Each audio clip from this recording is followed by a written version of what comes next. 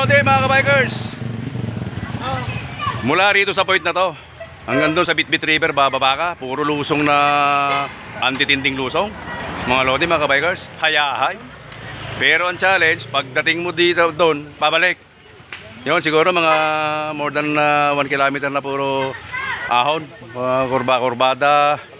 Para siyang timberland na mas matindi ng konti sa timberland, mga Lodi, mga kabikers. Oh, yan, mula rito sa point na to, ito, Angat Rainforest Ecological Park. So, from this marker, bababa ka dun sa baba, ando dun yung ilog, ando dun yung Bitbit River, yung kaninang pinag-videohan ko, mga Lodi, mga kabikers.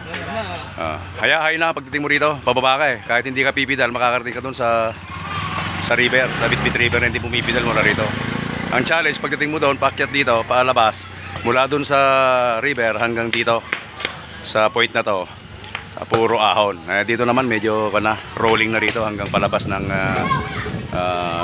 Norsagaray proper, papuntang other town of Bulacan, mga Lodi, mga kabikers. Yung mga kasama ko, yung dalawang kasama kong sa Kalam, si paring Michael, tsaka si paring Erwin. So kayo mga pare, yan muna mga Lodi, mga kabikers. Proceed kami sa Sapampalay, Bukawi area, all the way to MacArthur Highway dahil matraffic dito sa Fairview, mga Lodi, mga kabikers. Pagdating namin doon, pupos namin yung video namin.